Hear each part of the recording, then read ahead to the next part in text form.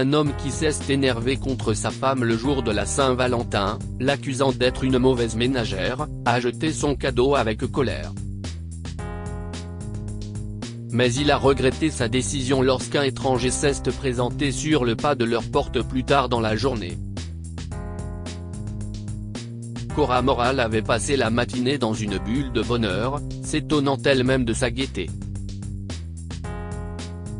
Elle était assise dans le salon, cochant les tâches sur sa liste de choses à faire pour la soirée, rougissant et se demandant à quel point Eric serait ravi lorsqu'il verrait la surprise de la Saint-Valentin qu'elle lui avait préparée. Cora avait fait la connaissance d'Eric lors d'une conférence d'affaires au Texas. Parce qu'ils étaient tous deux des orphelins élevés en famille d'accueil, ils souhaitaient avoir un jour une famille nombreuse et heureuse. Ce rêve ne tarda pas à se réaliser puisqu'ils se marièrent peu de temps après qu'ils aient commencé à se fréquenter. 2 ans après que leurs vœux aient été prononcés qu'ils accueillirent des triplés. Néanmoins, les choses commencèrent à devenir un peu tendues lorsque Cora dut s'arrêter pour s'occuper des enfants, laissant ainsi Eric devenir le principal soutien financier de la famille. Eric dut tout donner pour élever une famille de 5 personnes, ce qui lui causa du stress et un sentiment de culpabilité de ne jamais pouvoir consacrer assez de temps à sa famille. Pire encore, il n'avait pas beaucoup de répit les week-ends et n'arrivait toujours pas à économiser suffisamment d'argent à la fin du mois. Résultat, il ne partait plus en voyage et ne dînait plus dans un restaurant de luxe depuis des années, même pour des occasions spéciales. Eric tenait à économiser chaque centime, et Cora le comprenait bien, aussi ne gaspillait-elle jamais le peu d'argent qu'il avait et le dépensait-elle avec sagesse. À l'occasion de la Saint-Valentin, elle était vêtue d'une vieille robe rouge qu'Eric lui avait offerte pour leur premier anniversaire de mariage. Elle était un peu passée de mode mais, elle tenait une place importante dans la vie de Cora. Du fait que cela lui permettait de faire des économies supplémentaires, elle n'avait pas hésité à la porter pour cette occasion spéciale. Lorsqu'elle se rendit compte qu'Eric allait arriver dans quelques minutes, elle mit rapidement la table pour 2 avec son gâteau au fromage de velours rouge préféré, qu'elle avait soigneusement fait cuire en forme de cœur, une bouteille de vin, quelques autres plats qu'elle avait préparés, et plaça une boîte cadeau à côté de son assiette, ce dont elle était très heureuse. Elle plaça enfin des bougies parfumées dans la pièce et tamisa l'éclairage. La sonnette retentit près d'une demi-heure plus tard, lui signifiant qu'Eric était enfin rentré. Elle se précipita dans la pièce principale et embrassa son mari sur la joue, « Joyeuse Saint-Valentin, chérie ». Quand Eric entra dans la pièce, il fut déconcerté de voir la table à manger chargée de nourriture, la pièce éclairée aux bougies et les pétales de rose placés de l'entrée à la table. « Que se passe-t-il ici, Cora ? Sommes-nous des adolescents stupides ?» s'emporta-t-il dans un accès de colère. Le sourire de Cora s'évanouit instantanément tandis que Eric allumait toutes les lumières. Il se mit à la regarder fixement. « Chérie, qu'est-ce ce qui ne va pas ? Tu es contrarié par quelque chose ? Il s'est passé quelque chose au travail ?» Fou de rage, il avait crié, « Tu es sérieuse ? Si est-il pour ça que je travaille comme un fou ? Pour que tu puisses tout foutre en l'air pour une connerie pareille ? Oh, Eric. Détends-toi. Je ne suis pas allé trop loin. Les ingrédients ont coûté un peu plus cher, mais ce n'était pas grand-chose, ajouta-t-elle gentiment en le conduisant à la table. Assieds-toi et dis-moi si tu aimes la nourriture. Eric était furieux. En fait, il était très énervé. Il prit une bouchée de l'aglio e olio et la cracha sur la table. « Qu'est-ce ce qui ne va pas avec les spaghettis ? Et pourquoi la sauce a un goût de merde ?» hurla-t-il, assez fort pour faire sursauter les triplés, qui dormaient profondément dans leur chambre. Eric. S'écria Cora. Qu'est-ce ce qui ne va pas chez toi? Les bébés. Je les ai endormis il y a une demi-heure, et tu viens de les réveiller. Et alors? Si est-ce aussi ma faute? Cora, je travaille toute la journée pendant que tu restes à la maison à jouer avec les enfants. Et qu'est-ce ce que si est-ce que ça? Grogna-t-il en prenant le paquet cadeau dans ses mains. Un cadeau? Il le jeta par terre et lui lança un regard noir.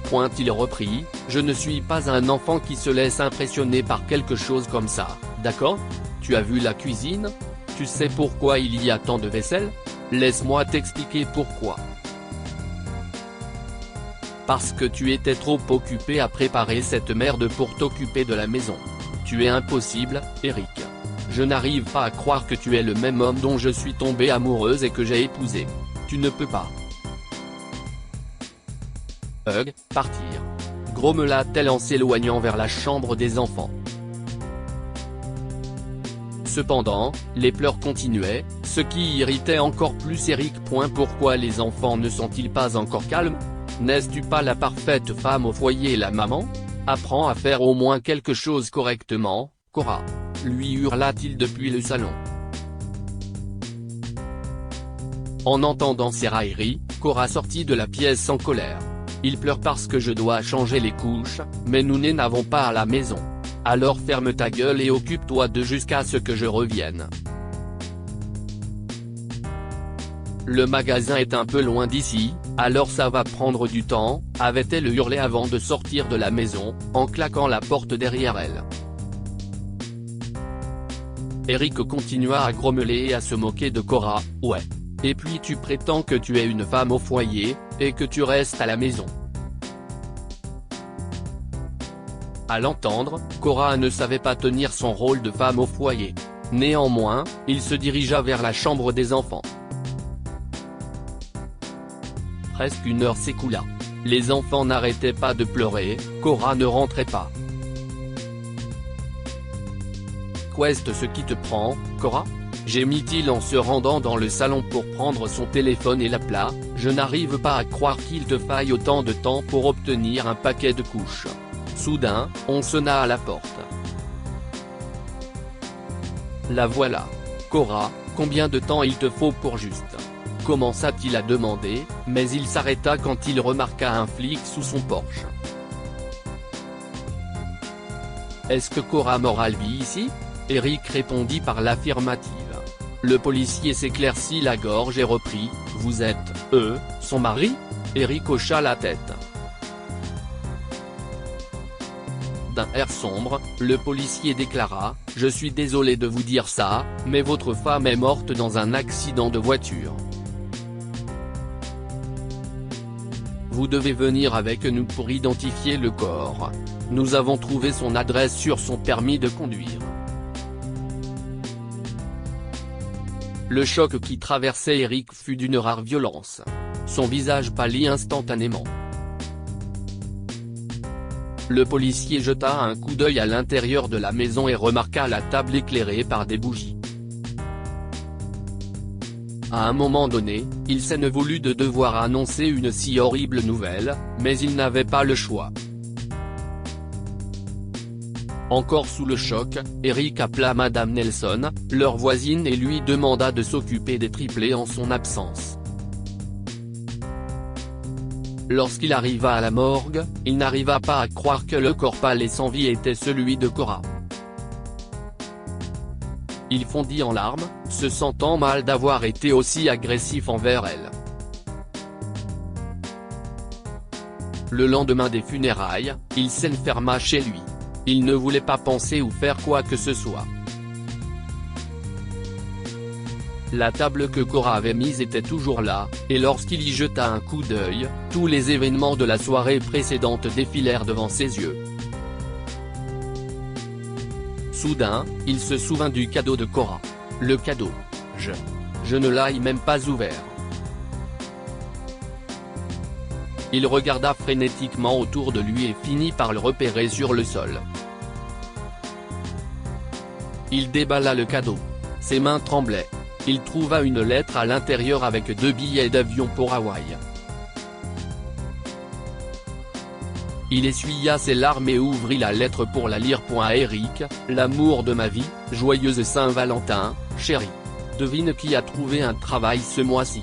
J'ai vu que tu étais épuisé après avoir travaillé seul, alors j'ai commencé à postuler à quelques endroits, et hier après-midi, j'ai reçu un appel m'annonçant que j'étais embauché pour le poste.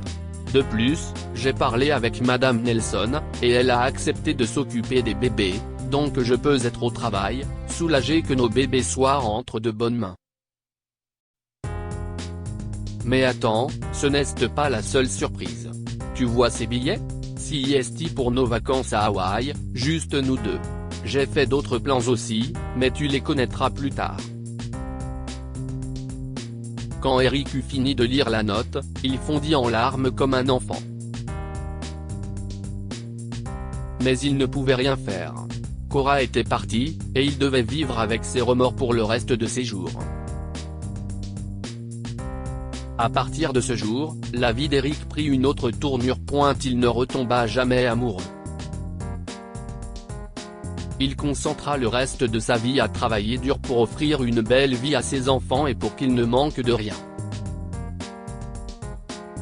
À chaque Saint-Valentin, il se rendait sur la tombe de Cora et passait des heures à lui parler de tout ce qui lui passait par la tête, en regrettant de ne pas avoir pu lui demander pardon. Que pouvons-nous apprendre de cette histoire? Ne pas tirer de conclusions hâtives. Eric pensait que Cora ne voulait pas travailler et qu'elle paraissait à la maison. Il avait tort. Lorsque nous sommes furieux, nous perdons notre capacité à penser raisonnablement. Eric était stressé au travail et a déversé sa frustration sur Cora. Il regrette encore de l'avoir fait.